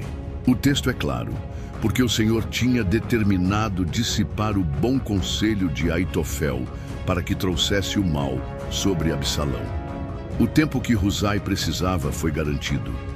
Agora ele precisava avisar Davi. Rápido. Husai correu até Zadok e Abiatar, os sacerdotes. Contou-lhes o plano e pediu que enviassem mensagem urgente por meio de seus filhos, Aimaas e Jonatas. Os jovens estavam escondidos em Enrogel, mas uma serva fiel foi até lá e levou a informação. No entanto, um moço os viu e contou a Absalão. Eles fugiram a toda velocidade e se esconderam na casa de um homem em Baurim. Ele os levou ao quintal e os escondeu dentro de um poço vazio, cobrindo com trigo. Logo chegaram os servos de Absalão. Onde estão Aimaas e Jonatas? A mulher respondeu, já passaram o ribeiro. Eles procuraram, não acharam e voltaram para Jerusalém. Assim que os servos se foram, os jovens saíram do poço e correram até Davi, avisando: levanta-te e passa depressa o Jordão. Aitofel aconselhou que te atacassem esta noite. Davi não hesitou. Levantou-se com todo o seu povo e cruzou o rio antes do amanhecer. Quando a luz raiou, nenhum homem ficou para trás. Enquanto isso, em Jerusalém, Aitofel viu seu conselho rejeitado. A confiança que Absalão depositava nele havia se rompido. E Aitofel sabia o que isso significava. Davi era um homem de guerra. Se tivesse tempo, venceria. Então Aitofel foi para casa, pôs em ordem os seus assuntos e se enforcou. Era o fim de um dos maiores conselheiros de Israel. Um homem cujo coração havia se desviado, não contra o rei, mas contra Deus. Davi chegou a Maanaim, cidade fortificada além do Jordão, e ali, por fim, recebeu ajuda. 3 homens, Sobi, Maquir e Barzilai, trouxeram camas, comida, utensílios, mel, leite e o que mais fosse necessário. Eles disseram: este povo no deserto está cansado, faminto e sedento. E com isso, Deus começava a restaurar a força do seu servo. Davi estava exilado, mas não abandonado. Traído, mas sustentado. Ferido, mas ainda ungido. A guerra não havia terminado, mas a mão de Deus já havia começado a reverter o curso da história. O tempo da decisão havia chegado. Davi, agora em Maanaim, organizava seu exército para enfrentar o próprio filho, Absalão, que marchava com as forças de Israel para destroná-lo. O rei dividiu seus homens em 3 grupos. Um sob o comando de Joabe, outro sob Abisai, irmão de Joabe, e outro sob Itai, o geteu, um estrangeiro leal até o fim. Davi queria ir com eles para a batalha, mas os homens disseram: não sairás. Se fôssemos obrigados a fugir, ou se metade de nós caísse, eles não se importariam. Mas tu vales por 10.000 de nós.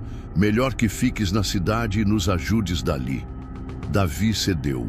Subiu ao portão da cidade e, antes que os soldados partissem, deu uma última ordem carregada de dor. Tratai benignamente o jovem Absalão, por amor de mim. Todos ouviram. Os generais, os oficiais, os soldados. A ordem era clara: não toquem no filho do rei. Então, os exércitos se encontraram no bosque de Efraim. A batalha foi feroz. 20.000 homens caíram naquele dia. Mas não foi a espada que mais matou, foi o próprio terreno. O bosque, denso e traiçoeiro, devorava mais homens que a guerra. E foi ali que Absalão se encontrou com seu destino. Montado em seu cavalo real, cavalgava pelo bosque quando, de repente, passou sob os ramos de um grande carvalho. Seus longos cabelos, orgulho e símbolo de sua beleza, ficaram presos nos galhos. O cavalo passou adiante, e Absalão ficou suspenso entre o céu e a terra, pendurado pelos cabelos, sem como escapar. Um dos soldados o viu e correu até Joabe. Vi Absalão pendurado em um carvalho. E por que não o mataste ali mesmo? Perguntou Joabe. Eu te daria 10 moedas de prata e um cinto. Mas o soldado respondeu: nem por 1000 moedas eu tocaria no filho do rei. Todos nós ouvimos quando Davi ordenou que ninguém tocasse em Absalão. Joabe, impaciente e sem piedade, pegou 3 dardos e os cravou no coração de Absalão, ainda vivo no carvalho. Depois, seus escudeiros o cercaram e o mataram por completo. Era o fim do rebelde. Joabe mandou tocar a trombeta. A batalha cessou. O exército de Israel fugiu, disperso como folhas levadas pelo vento. O corpo de Absalão foi lançado numa cova no bosque, coberto com um montão de pedras, símbolo de desprezo, não de honra. Seu túmulo seria um aviso para os que se levantassem contra o ungido do Senhor. Enquanto isso, Davi ainda aguardava notícias no portão da cidade. Ahimaás, filho de Zadok, pediu para levar a notícia ao rei, mas Joabe recusou. Hoje, tu não serás portador de boas novas, pois o filho do rei morreu. Então, Joabe enviou um mensageiro etíope. Mas Ahimaás insistiu tanto que Joabe acabou permitindo que fosse também. Ahimaás chegou primeiro. Vai tudo bem? Perguntou Davi, ansioso. Tudo vai bem, disse Ahimaás. Houve grande alvoroço na batalha, mas não sei o que aconteceu com Absalão. Logo depois, chegou o etíope. Boas novas, ó rei! O Senhor te fez justiça, livrando-te dos que se levantaram contra ti. E o jovem Absalão, está bem? Perguntou Davi, com o coração preso à esperança. O etíope respondeu com reverência: que os inimigos do rei e todos os que contra ti se levantam para o mal tenham o mesmo destino que aquele jovem. Davi entendeu e quebrou-se por dentro. Subiu ao aposento sobre o portão e chorou. Sua voz ecoava pela cidade. Meu filho Absalão, meu filho Absalão, quem me dera que eu morrera por ti. Absalão, meu filho. A vitória havia sido conquistada, mas o coração do rei estava em ruínas. O exército voltava do campo de batalha como vencedores, mas era como se houvessem sido derrotados. Cada homem entrava na cidade cabisbaixo, como quem foge da guerra, e não como quem triunfa. Joabe soube disso e ficou furioso. Ele entrou direto na casa do rei e falou com a voz firme de quem não tem medo de coroas. Hoje envergonhaste todos os teus servos que salvaram tua vida, a de teus filhos, tuas mulheres e tuas concubinas. Amarás os que te odeiam e odiarás os que te amam. Hoje mostraste que se Absalão vivesse e todos nós morrêssemos, estarias contente. Então Joabe deu a ordem: levanta-te, sai e fala ao coração dos teus servos. Se não o fizeres, não ficará contigo nenhum homem esta noite. Davi entendeu. Enxugou as lágrimas, desceu e sentou-se à porta da cidade. E quando o povo soube que o rei estava ali, voltou-se para ele. Lentamente, a honra foi restaurada. Mas ainda havia rachaduras profundas em Israel. As tribos estavam divididas. Todas sabiam que Davi era o rei ungido, mas agora ele havia fugido de Jerusalém. Absalão havia sido proclamado por muitos. Agora, sem ele, quem traria Davi de volta? Quem lideraria a restauração? Então, as tribos começaram a debater entre si. E ao ouvirem isso, Davi agiu com sabedoria. Mandou recado a Zadok e Abiatar, os sacerdotes. Falai aos anciãos de Judá. Por que seríeis os últimos a me trazer de volta, sendo vós, meus irmãos, minha própria carne? Ele ainda enviou mensagem especial a Amasa, o mesmo que havia sido comandante do exército de Absalão.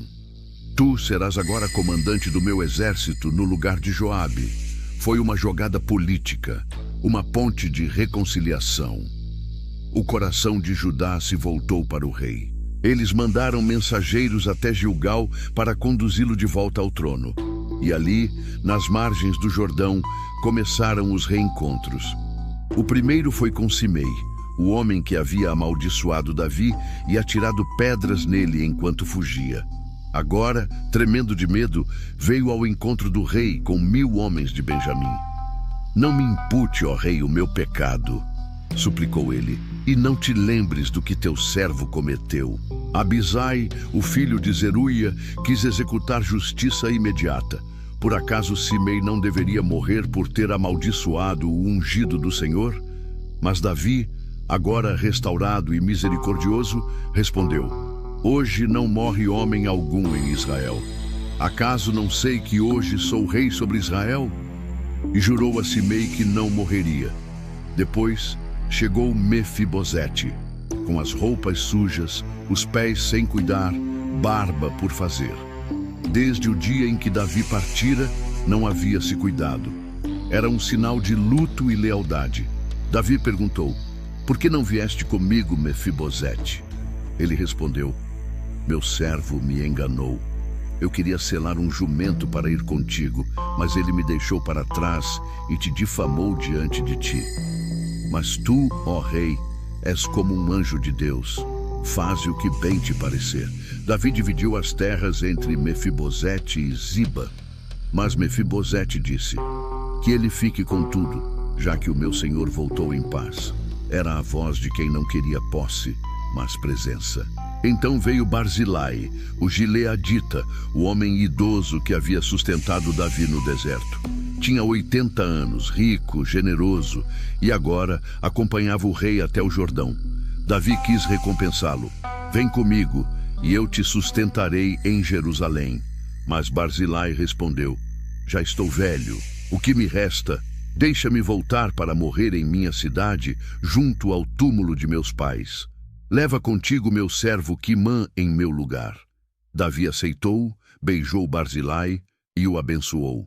E o Jordão se tornou o rio do retorno. Mas nem tudo era reconciliação.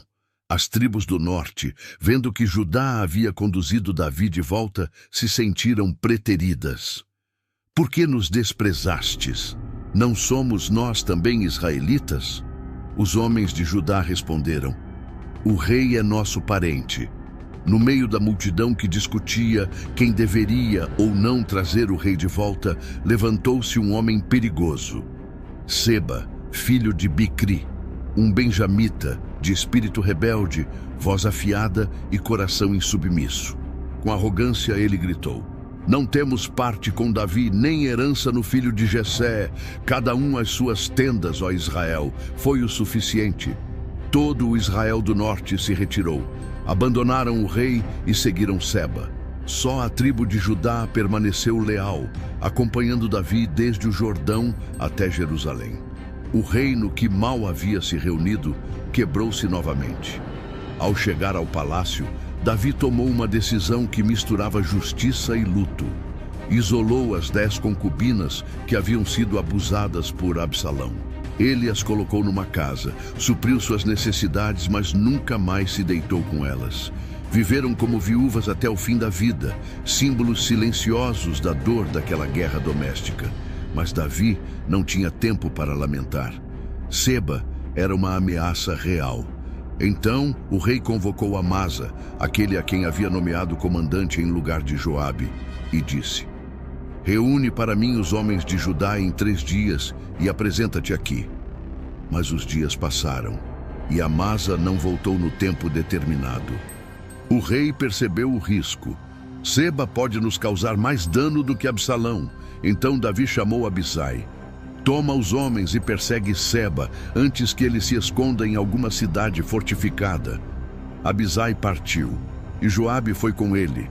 Mas no caminho, o reencontro entre Joabe e Amasa se tornou uma emboscada. Amasa vinha ao encontro deles, talvez sem suspeitar do ciúme e da sede de poder de Joabe. Este vestia sua armadura e, ao se aproximar, disse: Vai bem contigo, meu irmão?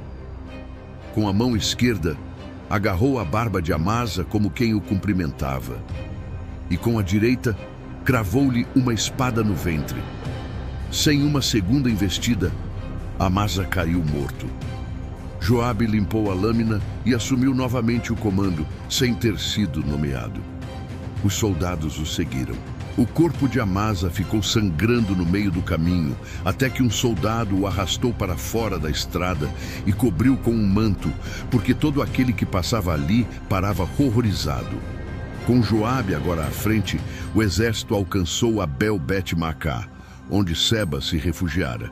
A cidade era fortificada. O exército cercou os muros e começou a construir uma rampa de acesso e a bater os muros para derrubar a cidade. Mas uma mulher sábia da cidade se apresentou no alto do muro. Ouvi dizer que Joabe está aí. Chamai-o e falarei com ele. Joabe se aproximou e ela falou com clareza e autoridade. Somos de uma cidade pacífica e fiel em Israel. Por que queres destruir a herança do Senhor? Joabe respondeu. Longe de mim tal coisa. Só queremos Seba, filho de Bicri. Entreguem-no e nos retiraremos. A mulher sábia respondeu. A cabeça dele te será lançada por cima do muro. Ela voltou ao povo. Com sabedoria, convenceu os moradores. E cortaram a cabeça de Seba, lançando-a para Joabe. A rebelião terminou ali, com uma cabeça voando por cima dos muros e a paz restaurada, por uma mulher anônima, porém sábia. Joabe tocou a trombeta e o cerco cessou. Todos voltaram às suas casas, e Joabe voltou a ser comandante do exército de Israel, mesmo sem o rei ter ordenado. O reino estava em ordem, mas era uma paz remendada. As rachaduras políticas e familiares ainda estavam ali. Davi estava novamente no trono, mas o preço pago por essa coroa era alto, manchado de sangue, traições e de dor que ainda ecoava nos corredores do palácio. O céu se fechou sobre Israel. Ano após ano, a terra secava. A fome se tornou uma sombra que não se dissipava. 3 anos de seca não era um fenômeno natural, era um juízo espiritual. Davi consultou o Senhor, e a resposta foi direta, cortante. A culpa de sangue sobre Saul e sua casa, por ter matado os gibeonitas. De repente, o passado bateu à porta do reino. Os gibeonitas não eram israelitas, eram um povo remanescente dos amorreus que no tempo de Josué havia feito um acordo com Israel, um pacto de paz. Mesmo que tivessem enganado Israel para sobreviver, aquele juramento havia sido selado diante de Deus. Mas Saul, em seu zelo distorcido, havia tentado destruí-los, quebrando a aliança e manchando a terra com sangue inocente. Deus não havia esquecido, e agora cobrava justiça. Davi chamou os gibeonitas e perguntou: Que farei por vós? Como farei expiação para que abençoeis a herança do Senhor? Eles responderam: Não queremos prata nem ouro de Saul, nem vingança sobre Israel, mas queremos justiça. O homem que nos destruiu e intentou nos exterminar, sejam-nos dados 7 de seus descendentes, para que os enforquemos diante do Senhor, em Gibeá de Saul. Davi aceitou, mas, em fidelidade à aliança com Jonatas, poupou Mefibosete, o filho de Jonatas. Então entregou aos gibeonitas 2 filhos de Rispa, concubina de Saul, e 5 netos de Saul, filhos de Merabe, filha de Saul. Eles foram levados e enforcados diante do Senhor, no monte de Gibeá. A justiça foi feita, mas o que veio a seguir foi ainda mais marcante. Rispa, mãe de 2 dos mortos, tomou um pano de saco, fez dele sua morada sobre a rocha e ali ficou por dias, protegendo os corpos de seus filhos. Não permitia que aves os devorassem de dia, nem as feras à noite. Foi um lamento silencioso, uma vigília solitária, um luto sem voz. Quando Davi soube disso, o coração do rei se comoveu. Então tomou os ossos de Saul e de Jonatas, que ainda estavam sepultados em Jabes-Gileade, e os reuniu aos ossos dos enforcados. Todos foram sepultados com honra no túmulo da família, na terra de Benjamim, em Zela. E o texto declara: Depois disto, Deus se aplacou para com a terra, a fome cessou. Mas a narrativa não termina ali. O capítulo nos mostra que os filhos dos gigantes, descendentes dos Refaíns, os mesmos que Golias pertencia, voltaram a se levantar contra Israel. Novas batalhas foram travadas contra esses guerreiros de proporções sobrenaturais. Entre os inimigos estavam Isbi-Benob, que tentou matar Davi, mas foi detido por Abisai. Outro gigante, irmão de Golias, que tinha uma lança enorme. Um guerreiro de 6 dedos em cada mão e em cada pé, filho de um gigante de Gate. Todos eles foram derrotados. Não por Davi, mas por seus valentes. Era como se Deus estivesse dizendo: o tempo de Davi como guerreiro estava encerrando. Mas a unção que ele carregava havia se espalhado. Seus homens agora venciam os gigantes por ele. Em meio à calmaria dos últimos dias de seu reinado, Davi olhou para trás e compôs um cântico. Não era apenas poesia, era o resumo de uma vida marcada por batalhas, livramentos e misericórdia divina. Ele exaltou o Senhor como seu rochedo, escudo, libertador e torre segura. Lembrou-se dos dias em que esteve cercado de morte e clamou a Deus, e de como o Senhor desceu com poder e o livrou com mão forte. Davi reconheceu que suas vitórias vieram não por sua força, mas porque o Senhor era com ele, ensinando suas mãos para a guerra, ampliando seus passos, firmando seus pés e o guardando com fidelidade, mesmo quando tudo parecia perdido. No cântico, ele celebrou a justiça de Deus, agradeceu pelas vitórias e reconheceu que o Senhor havia mantido sua promessa, não apenas com ele, mas com sua descendência para sempre. Era o louvor de um guerreiro que havia lutado, vencido e sobrevivido pela graça de Deus. O tempo havia passado, a guerra silenciou. O cântico já havia sido entoado.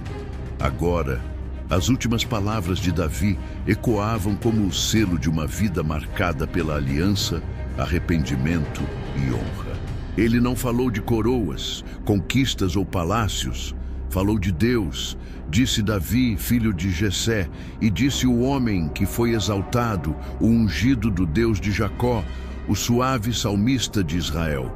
O Espírito do Senhor falou por mim, e a sua palavra esteve na minha língua. Davi sabia que tudo o que construiu veio do alto. Ele falou do justo que governa com temor a Deus, como a luz da manhã, quando o sol nasce sem nuvens, como a relva brotando da terra depois da chuva. Então ele declarou com firmeza: ainda que a minha casa não seja tal para com Deus, contudo, estabeleceu comigo uma aliança eterna, bem ordenada em todas as coisas e segura. Mesmo com quedas, Deus foi fiel. E Davi confiava que o Senhor traria salvação completa. Logo depois, o capítulo muda de tom e se transforma numa galeria de honra. A Bíblia traz os nomes dos heróis de guerra, os homens valentes de Davi, que lutaram quando o trono era só uma promessa, que arriscaram a vida quando Davi era apenas um fugitivo, e que fizeram parte do que o reino se tornou. 3 deles se destacavam acima de todos. Josbe-Basebete, também chamado de Adino, o Esnita, matou 800 homens numa única batalha, com sua lança sem recuar. 2. Eleazar, filho de Dodô, lutou ao lado de Davi quando todos os outros israelitas recuaram. Sua mão se apegou à espada e ele lutou até que seus músculos travassem. O Senhor deu uma grande vitória naquele dia. 3. Samá, filho de Agé. Quando os filisteus invadiram um campo de lentilhas, todo o povo fugiu. Mas Samá se pôs no meio do campo, defendeu-o sozinho e o Senhor lhe deu vitória. E há ainda aquela história quase secreta. Quando Davi suspirou por água da cisterna de Belém, sua cidade natal, que estava cercada por filisteus, 3 valentes ouviram o desejo do rei, invadiram o acampamento inimigo, tiraram água da cisterna e a levaram até ele. Mas Davi não bebeu. Em reverência, derramou a água diante do Senhor, dizendo: longe de mim, ó Senhor, fazer tal coisa. Beberia eu o sangue dos homens que foram com risco de vida? Era o tipo de devoção que transformava soldados em lendas. Outros nomes são registrados com honra: Abisai, irmão de Joabe, que matou 300 homens e foi comandante dos 30. Benaia, filho de Joiada, homem de valor que desceu a uma cova e matou um leão em dia de neve. Também derrotou um egípcio gigante, tomando-lhe a lança da mão e o matando com sua própria arma. E outros como Azael, Elhanã, Zeleque, Netaína, Elião, homens de várias tribos, terras e famílias. Ao todo, 37 nomes, 37 histórias. Cada um deles ajudou a escrever o legado do rei ungido. E agora, nos últimos dias de Davi, suas memórias se transformaram em monumento. O reino estava em paz, mas o coração de Davi foi inquietado. De forma misteriosa, o texto diz que a ira do Senhor se acendeu contra Israel. E o próprio Deus permitiu que Davi fosse tentado a fazer algo errado. Algo que, à primeira vista, parecia simples: contar o povo. Davi chamou Joabe, seu comandante, e ordenou: vai por todas as tribos de Israel, de Dan até Berseba, e faz um censo de todo o povo, para que eu saiba o número. Mas Joabe percebeu o perigo espiritual daquilo. Que o Senhor multiplique o povo 100 vezes mais. Mas por que o rei deseja isso? Por que deleitar-se em saber o tamanho do exército, se o Senhor é quem dá a vitória? Davi insistiu, e Joabe, mesmo contrariado, partiu com os capitães. Durante 9 meses e 20 dias, os oficiais percorreram o território. Quando voltaram, Joabe informou: Israel tinha 800.000 homens de guerra, Judá 500.000. Mas assim que ouviu o número, Davi tremeu. Então pesou o coração de Davi depois de haver contado o povo. Ele sabia, tinha confiado nos números e não no Deus dos números. Davi orou, quebrantado: pequei gravemente no que fiz. Mas agora, ó Senhor, tira a iniquidade do teu servo, pois procedi muito loucamente. Deus ouviu e enviou o profeta Gade, o vidente de Davi, com uma mensagem. Gade se aproximou e disse: assim diz o Senhor, 3 coisas te proponho. Escolhe uma delas para que eu te faça. Era a voz do juízo. 1. 7 anos de fome sobre a terra. 2. 3 meses fugindo dos teus inimigos. 3. 3 dias de peste sobre tua terra. Davi, ferido, respondeu: estou muito angustiado. Caia eu, pois, nas mãos do Senhor, porque são muitas as suas misericórdias, mas não caia eu nas mãos dos homens. Então o Senhor enviou a peste sobre Israel. 70.000 homens morreram. O anjo do Senhor estendeu a mão sobre Jerusalém para destruí-la. Mas Deus, movido por compaixão, disse: basta, retira agora a tua mão. O anjo estava no terreiro de Araúna, o Jebuseu, no Monte Moriá. Davi viu o anjo com a espada estendida sobre Jerusalém e se lançou com o rosto em terra. Fui eu que pequei, fui eu quem procedeu perversamente. Mas estas ovelhas que fizeram? Seja, pois, tua mão contra mim e contra a casa de meu pai. Então Gade voltou e disse: sobe e levanta um altar ao Senhor no terreiro de Araúna. Davi subiu. Araúna viu o rei chegando com seus servos e se prostrou com o rosto em terra. Que deseja, meu senhor e rei? Comprarei de ti este lugar, para edificar um altar ao Senhor, para que cesse a praga do povo. Araúna ofereceu tudo de graça: o campo, bois para o sacrifício, madeira para o fogo. Mas Davi respondeu com uma das frases mais marcantes de sua vida: não, antes comprarei por preço, pois não oferecerei ao Senhor meu Deus holocaustos que não me custem nada. E Davi pagou 50 siclos de prata. Ali, sobre aquele monte, Davi edificou um altar. Ofereceu holocaustos e ofertas pacíficas, e o Senhor ouviu as orações em favor da terra, e cessou a praga. E assim termina o 2º livro de Samuel. Não com um trono, mas com um altar. Não com a força de um rei, mas com o arrependimento de um servo. Não com exércitos, mas com um homem quebrantado sendo ouvido por Deus. Daquele lugar, mais tarde, seria construído o templo. E ali, um dia, o verdadeiro filho de Davi se entregaria para que a praga do pecado fosse cessada para sempre.